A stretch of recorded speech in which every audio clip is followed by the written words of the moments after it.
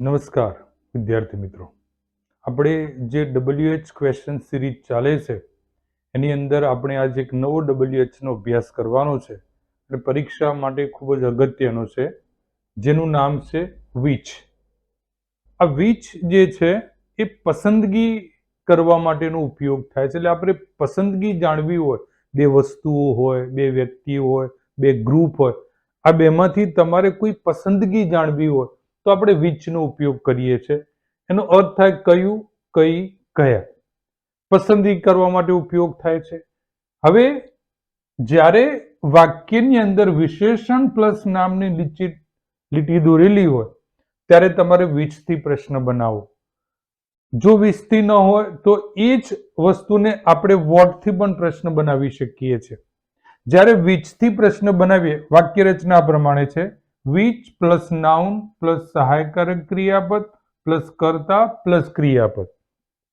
અને જો વિચ ના આપેલું હોય તો એની જગ્યાએ વોટનો પણ ઉપયોગ થયેલો હોય. એટલે વોટ પ્લસ સહાયકારક ક્રિયાપદ પ્લસ કર્તા પ્લસ ક્રિયાપદ ક્વેશ્ચનમાં. તો અહીંયા તમે જુઓ એક્ઝામ્પલ જે આપેલું છે, તો જે વસ્તુની વાત થઈ હોય અને જે નાઉન હોય એ વિચ પછી લખવું. અહીંયા છે અ કોમેડી ફિલ્મ. જોવાની વાત છે, શું જોવાની વાત છે? તો ફિલ્મ. એટલે જે નામની વાત થઈ હોય એ વિચ પછી આવે. એટલે અહીંયા લખ્યું આપણે વિચ. Which film. હવે વાક્યની અંદર જે કાળનો ઉપયોગ થયો હોય, અહીંયા V2 છે એટલે આપણે ડીડ નો ઉપયોગ કરીશું. ડીડ, પછી નેહા, પછી V1C. એટલે which film did Neha C. એવી જ રીતે બીજું એક્ઝામ્પલ, અ ગ્રાન્ડપા લાઇક્સ ઇન્ડિયન ફૂડ. તો શાની વાત છે? ફૂડની વાત છે. તો આ નાઉન છે, વિચ પછી આવે. એટલે વાક્યમાં જેની વાત થઈ હોય એનાથી આપણે વિચથી પ્રશ્ન બનાવી શકીએ છીએ. એટલે કદાચ વાક્યની અંદર એનો ઉપયોગ ન પણ થયો હોય છતાં એના આધારે આપણે વિચથી પ્રશ્ન બનાવી શકીએ. એટલે વિચ.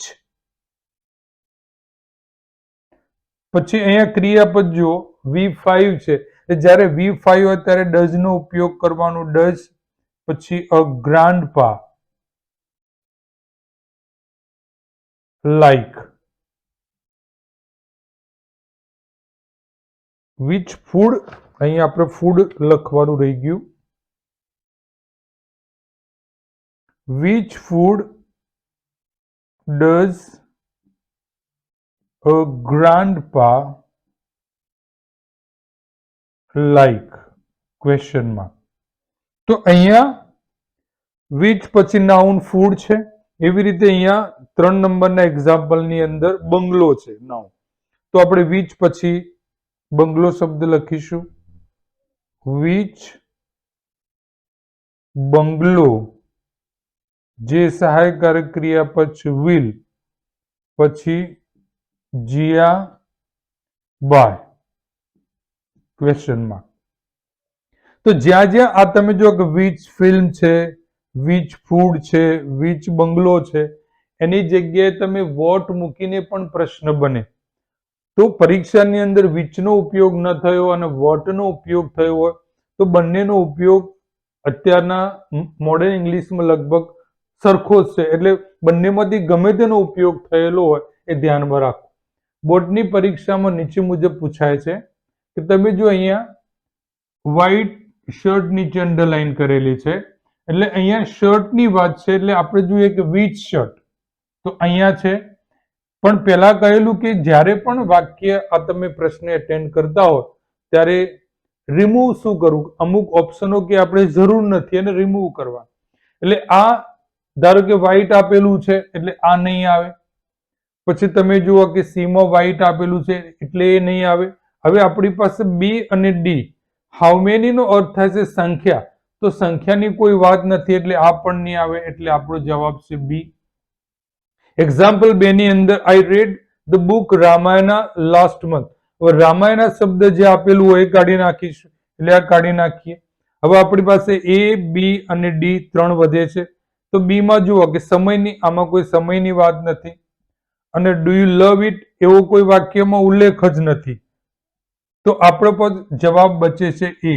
તો પરીક્ષાની અંદર આપણે જ્યારે પણ વિચ પ્રશ્ન એટલે આવી રીતે વિશેષણ પ્લસ નાઉનની નીચે અંડરલાઈન કરેલી હોય એટલે સમજી લેવાનું આપણે વિચથી પ્રશ્ન બનાવવાનો છે. અને જો ઓપ્શનની અંદર વિચ ના આપેલું હોય તો વોટથી બનાવવાનો. હવે આપણે નેક્સ્ટ વિડીયોની અંદર બીજો WH ક્વેશ્ચન લઈને આવીશું. બરોબર. જો તમે મારી ચેનલને સબસ્ક્રાઇબ ના કર્યું તો સબસ્ક્રાઇબ કરજો, શેર કરજો અને લાઇક્સ કરજો.